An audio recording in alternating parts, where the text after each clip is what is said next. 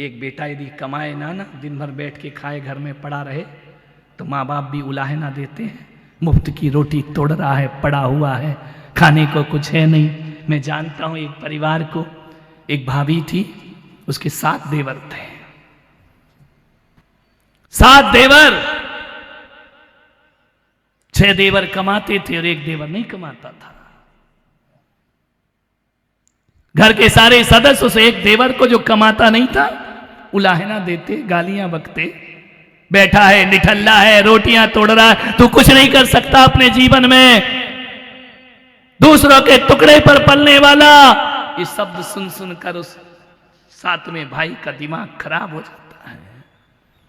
केवल बड़ी भाभी थी जो उससे बहुत प्यार करती थी। एक दिन सब भाइयों ने, छोटी भाभीओं ने उसे बहुत अपमानित किया। बैठा रो रहा था, आंसू बहा रहा था, कोई रोटी नहीं दे रहा था। बड़ी भाभी गई, उसने कहा बेटा इधर आ। भाभी कोई मुझे प्यार नहीं कर, मैं करती हूं ना तुझे प्यार, तू बेटा कुछ कमाता क्यों नहीं है? भाभी मैं बहुत कोशिश करता हूं, लेकिन मेरी तकदीर में कमाना लिखा ही नहीं है। भाभी ने कहा फिर भी बेटा तुझे कुछ तो करना पड़ेगा, इस घर में रहना है, प्यार पाना है, कुछ तो कमाना पड़ेगा। क्या करूं भाभी मैं? बोले आज तू जा, बाजार जा, खाली हाथ मत लौटना, कुछ ना कुछ लेकर जरूर आना। 1 रुपया दिया भाभी ने, गया, कभी जिंदगी में कमाया नहीं, खाया नहीं, भूख लगी, 1 रुपये खा गया समोसे लेकर के। बोले करूं क्या, मैं भूखा मरूं या कमाऊं? खा पी के लौटा। अब बोले फिर भाई मुझे फुटबॉल बनाएंगे, घर से बाहर निकाल देंगे। अब तो भाभी प्यार करती थी, वो भाभी भी प्यार नहीं करेगी मुझसे। मैं 1 रुपया खा गया, लौट करके जा रहा था, रास्ते में देखा कुछ नहीं मिला, क्या करूं, कैसे करूं? एक मरा हुआ सांप डला था, घर ले गया।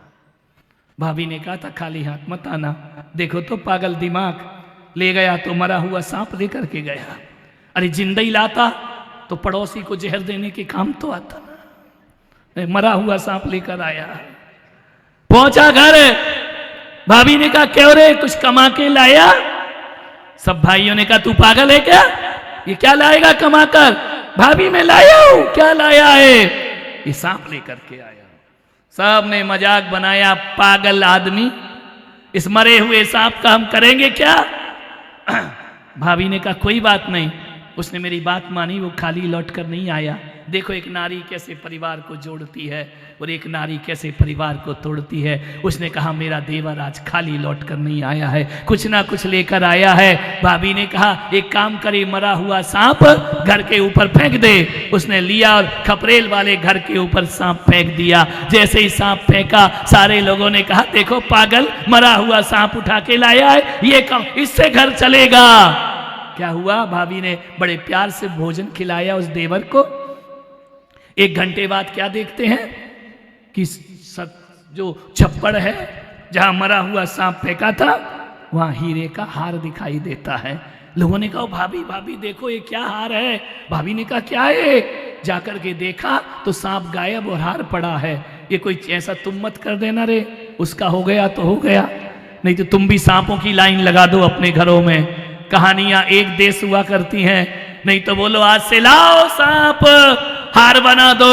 ये कोई अतिशय चमत्कार नहीं, संयोग था। मरा हुआ सांप डला था, ऊपर से एक चील जा रही थी, रानी का हार मुंह में दबाकर उसने देखा मरा हुआ सांप पड़ा है। चील ने हार छोड़ा, सांप उठाकर ले गई। अब सोने का हार, नगीनों का हार उठाया, देवर के कहा जा उठा के ला।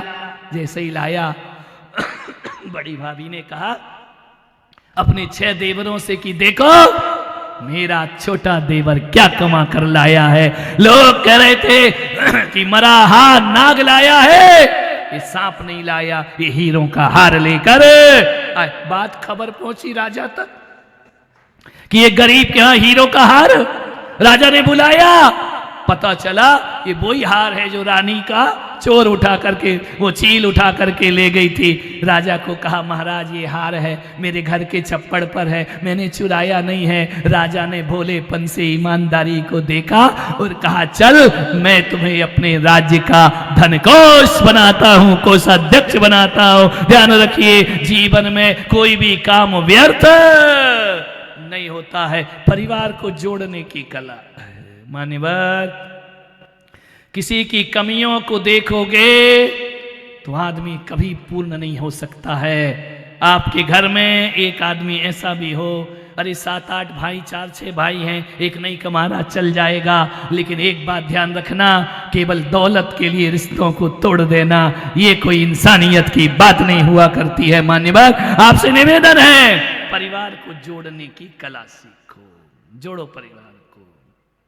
क्या होता है देवरानी जिठानी घरों में आजकल तो पूछना पड़ता है या नहीं है, लेकिन होती हैं। कई परिवार बहुत अच्छे हैं, आदर्श परिवार होते हैं दुनिया में। अपना अपना करना छोड़ दीजिए। मुझे मालूम है एक देवरानी जिठानी में इतना प्यार था, इतना प्यार था कि बच्चे स्कूल से आते थे, देवरानी के बच्चे आए तो जिठानी को देवरानी बोलती थी कि भाभी तुम सो जाओ, मैं बच्चों को गरम गरम फुलके बनाकर दोपहर को खिला दूंगी, आप बच्चों का टेंशन मत लो, आप बच्चों का तनाव मत करो। मान्यवर लेकिन आजकल कई घरों में ऐसा होता है, ये मेरा बच्चा, ये उसका बच्चा, जिठानी के बच्चे आए तो जिठानी भोजन कराए, देवरानी के बच्चे आए तो देवरानी भोजन कराए। ये प्रेम के सूत्र नहीं होते हैं। यदि एक बार अपनी देवर जिठानी से कहकर देखना कि भाभी बच्चों की जिम्मेदारी मैं लेती हूँ, मैं कहता हूँ कितनी भी पत्थर दिल व जिठानी हो, जिस तरह के संबंध और संबोधन होंगे ना, भीग जाएगा उसका हृदय, अंतस उसका मन भीग जाएगा, मन के वचन संवेदनाएं जागृत हो जाएंगी। छोटी छोटी बातों पर झगड़े होते हैं, मत करो ये झगड़े। गर्मी की छुट्टी आती है, ननंद आती है पीहर, झगड़े कैसे हो जाते, सड़ी सड़ी बातों के झगड़े, कैसे रिश्तों में दरार होती है। सासू ने कहा बहू एक कप चाय बना, बेटी ने कहा मम्मी मैं बनाती हूं। बोली बेटा तू ससुराल से आई है, पीहर आराम करने आई है, रहने दे, वो है ना भाभी वो बनाएगी। अब बात कितनी छोटी है, एक कप चाय यदि बेटी बना देती उसका शरीर नहीं घिस जाता, वो बहुत कमजोर नहीं हो जाती। लेकिन चाय की बात नहीं है, जैसे ही सासू ने कहा भाभी है ना वो बनाएगी, ध्यान रखना इतनी सी बात ने बेटी और बहू में दीवार खड़ी कर दी। ध्यान रखना है, सोचना है, विचार करना है। बात बहुत छोटी होती है, दरारें बहुत बड़ी हो जाए। दुर्व्यवहार मत करिए, ध्यान रखिए। एक बात बताओ सासुओं, डूंगरपुर वाली, केसरिया की तो छोड़ो, सासुओं से अपने को काय का डरे, जब तुम्हारी बहू नहीं डरती तो पुलक सागर काय को डरेगा। ध्यान रखना। एक बात बताओ, तुम्हारे साथ जीवन भर बहू रहती है या बेटी रहती है? ईमानदारी से कौन रहती है?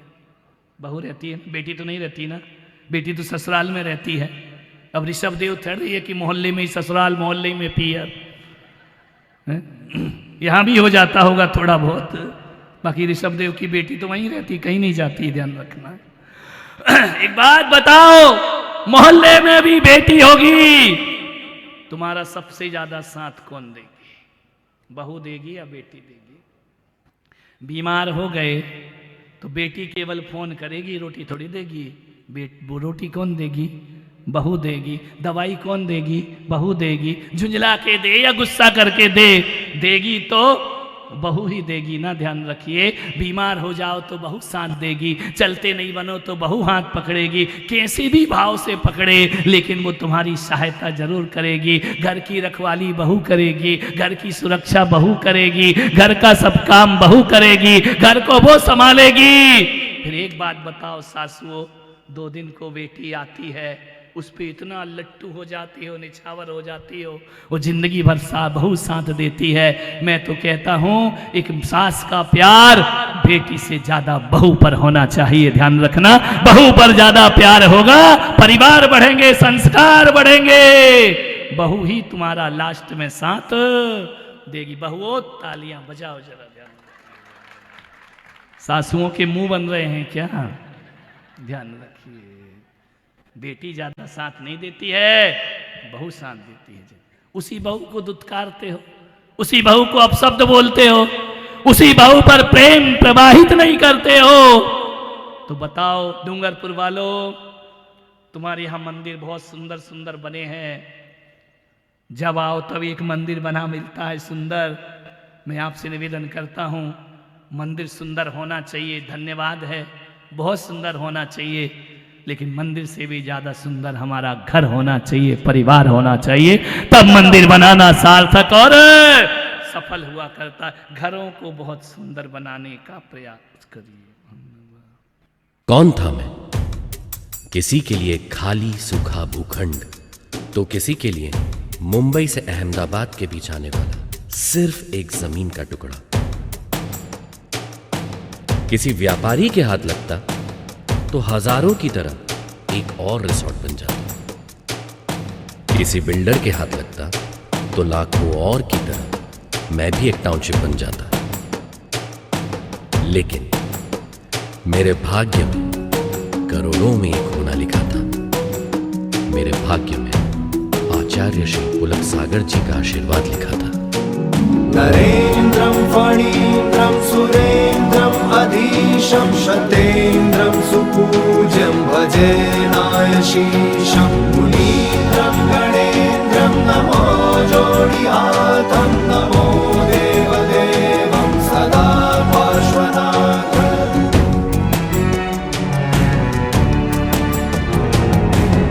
मौन था मैं स्वर कहाँ से आया, खाली भूखंड को दे दी उसने काया।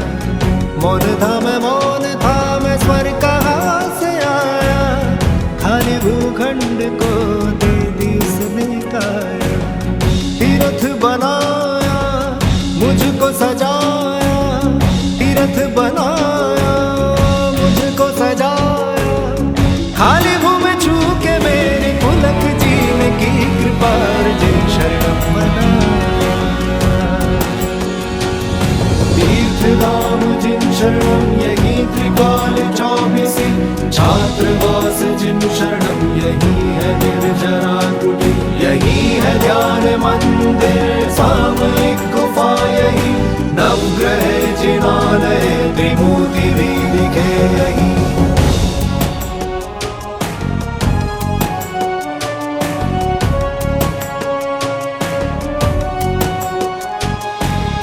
पुलक सागर को ये स्वप्न आया, खाली भूखंड ने उनको बुलाया। पुलक सागर को ये स्वप्न आया, खाली भूखंड ने उनको बुलाया। खोई हुई भूमि ने खुद को पाया, बंजर धरती पे पुष्प खिलाया। पारसनाथ के पाके दर्शन, पारसनाथ के पाके दर्शन, खाली भूमि छू के मेरी पुलक जीने की कृपा अर्जुन शरणम बना। नरेन्द्रं फणीन्द्रं सुरेन्द्रं अधीशं शतेन्द्रं सुपूज्यं भजे नायशीशं मुनीन्द्रं गणेन्द्रं नमो जोडिहातं नमो देवदेवं सदा पार्श्वनाथ।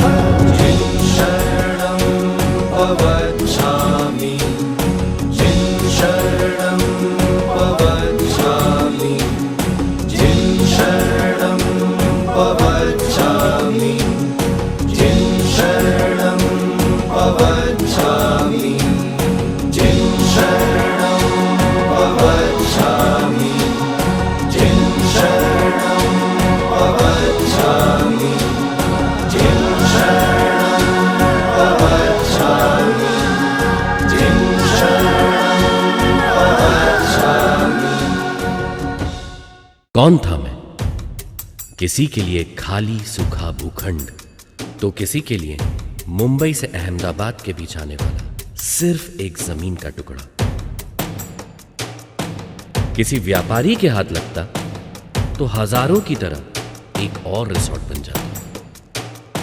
किसी बिल्डर के हाथ लगता तो लाखों और की तरह मैं भी एक टाउनशिप बन जाता। लेकिन मेरे भाग्य में करोड़ों में एक होना लिखा था। मेरे भाग्य में आचार्य श्री पुलक सागर जी का आशीर्वाद लिखा था। नरेन्द्रं फणीन्द्रं सुरेन्द्रं अधीशं शतेन्द्रं सुपूज्यं भजे नायशीशं मुनीन्द्रं गणेन्द्रं नमो जोडिहातं नमो देवदेवं सदा पार्श्वनाथ।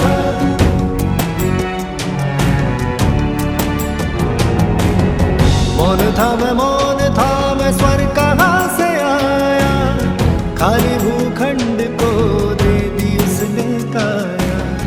मौन था मैं स्वर कहाँ से आया, खाली भूखंड को दे दी उसने काया। तीर्थ बनाया मुझको सजाया, तीर्थ बनाया मुझको सजाया। खाली भूमि छू के मेरे पुलक जीने की कृपा अर्जुन शरणम मना। तीर्थधाम जिन शरणम यही त्रिकाल चौबीसी, छात्रवास जिन शरणम यही है निर्जरा कुटी। यही है ध्यान मंदिर सामयिक गुफा, यही नवग्रह जिनालय त्रिमूर्ति भी दिखे यही।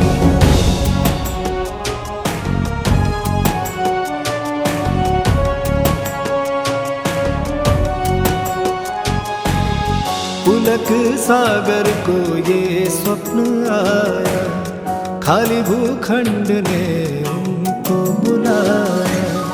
पुलक सागर को ये स्वप्न आया, खाली भूखंड ने उनको बुलाया। खोई हुई भूमि ने खुद को पाया, बंजर धरती पे पुष्प खिलाया। पारसनाथ के पाके दर्शन, पारसनाथ के पाके दर्शन।